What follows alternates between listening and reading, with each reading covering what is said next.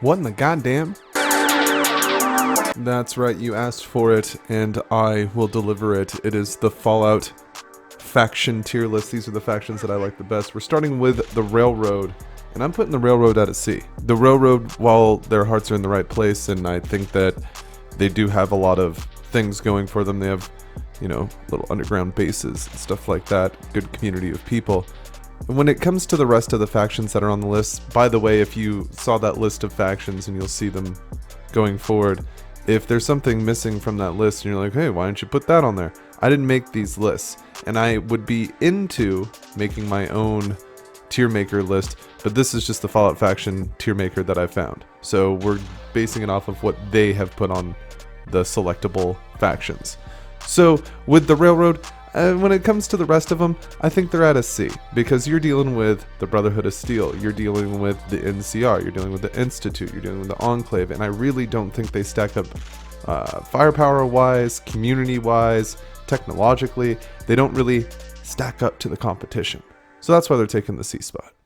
And up next, I know you can't really see it down there, but I promise it's there. We're looking at the Enclave, and that's going to get an S from this old mantis. I'm putting the Enclave at an S tier because they are one of the kings of the Fallout franchise, in my opinion. When it comes to factions and it comes to groups, the Enclave is a mainstay in the Fallout franchise.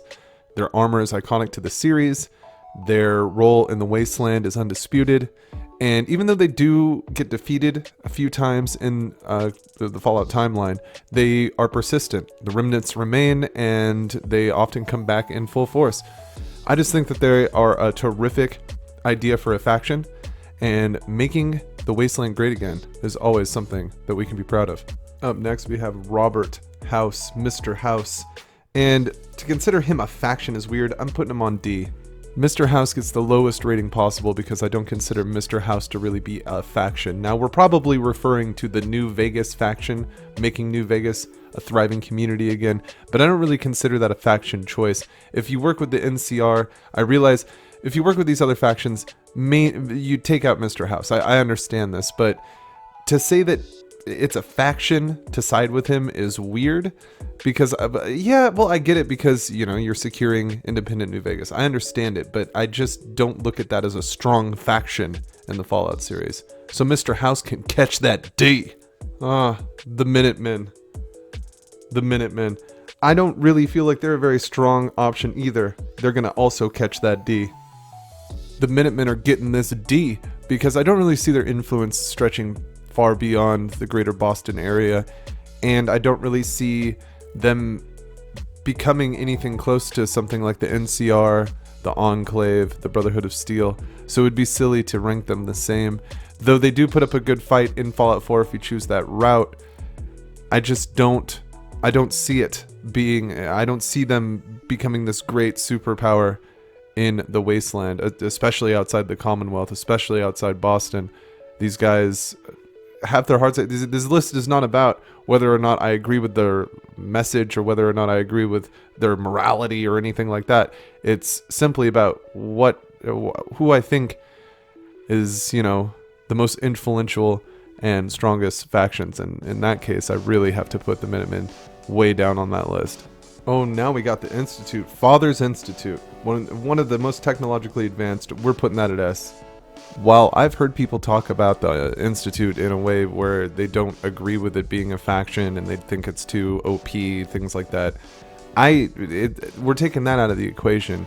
The fact that the Institute is so technologically advanced, it can create people that, like synth people, fake people, that look and act exactly like normal people. It has underground farms, hydroponics, things like that, chemical stations. It's so far advanced from everything else in the Wasteland, and you may think, well, in the last one you talked about the Minutemen and how they don't really expand their influence, but that wasn't the point. I don't think they can expand their influence.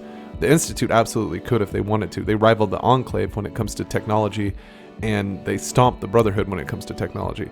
So it's insane to not think that they are just one of the strongest, most advanced factions in the Fallout history. Like the Railroad, we hear about them in Fallout 3, but we don't really get to see the inner workings. Seeing it in Fallout 4 It really puts it into perspective of how advanced the Institute is, and for that reason, S rank, baby. NCR is one of my favorite factions in the game. Has been since Fallout 2, but they're getting the A.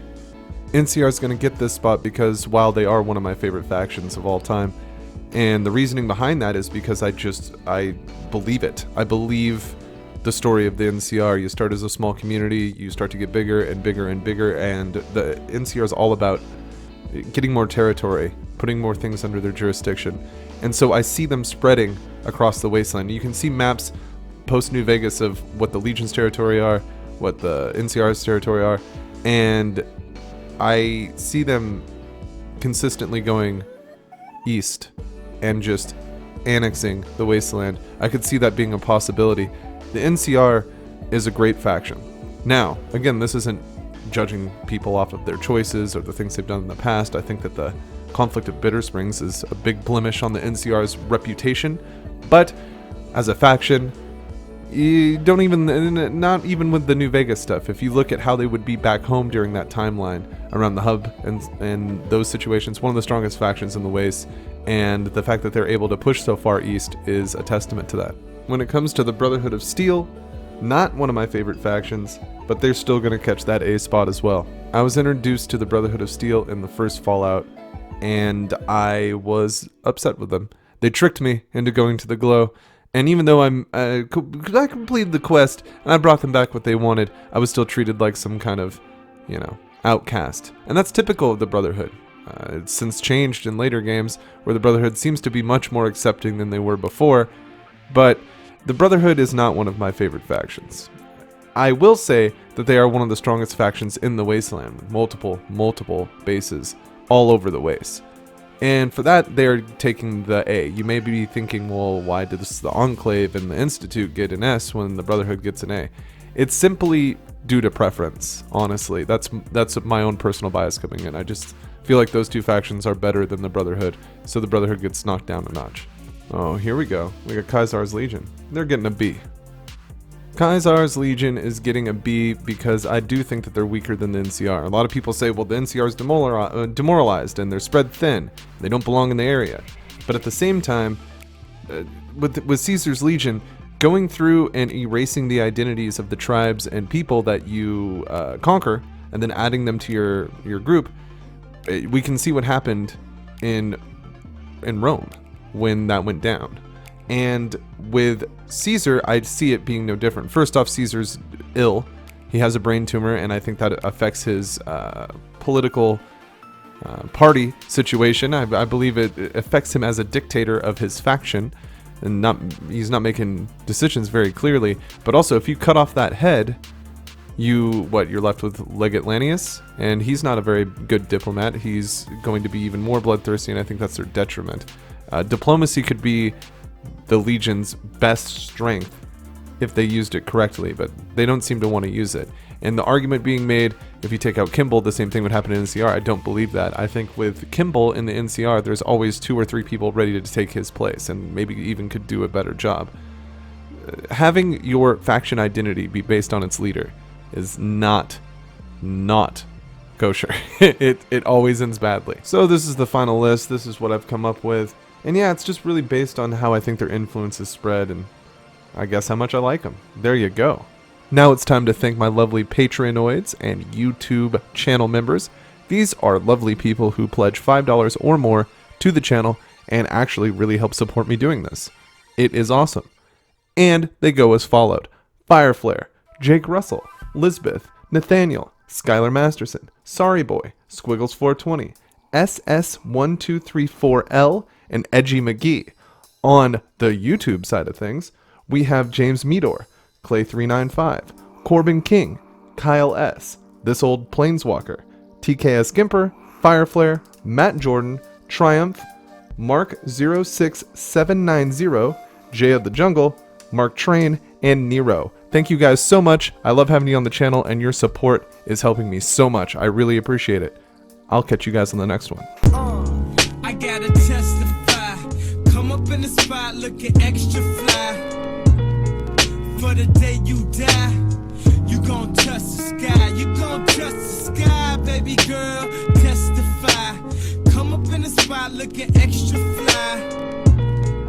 For the day you die, you gon' touch the sky.